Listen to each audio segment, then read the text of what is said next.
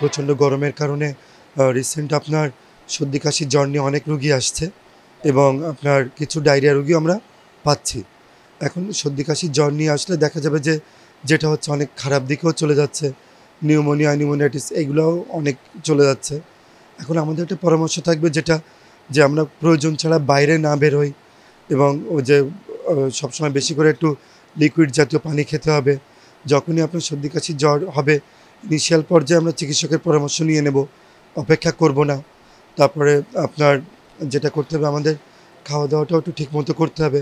ধুলাবালি পানিতে যে খেলাধুলা করা যাবে না, বাচ্চাদেরকে এই অ্যাডভাইসগুলো করতে হবে।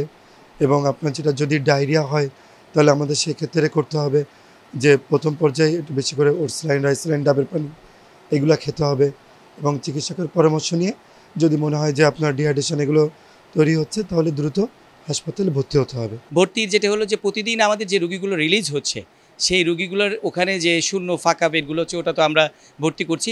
বাকি যে রুগীগুলো আছে তাদেরকে আমরা চেষ্টা করছি বাসায় দেওয়ার জন্য, চিকিৎসা দেওয়ার জন্য। যাদের বাসায় দেওয়া সম্ভব নয় এই ধরনের রুগীকে আমরা খুলনাতে এবং আমরা আশেপাশের যেখানে শিশু চিকিৎসা দেওয়া হচ্ছে সেখানে আমরা ট্রান্সফার করছি, আবার পরের দিন আমরা তাদেরকে আসতে বলছি আমাদের এখানে।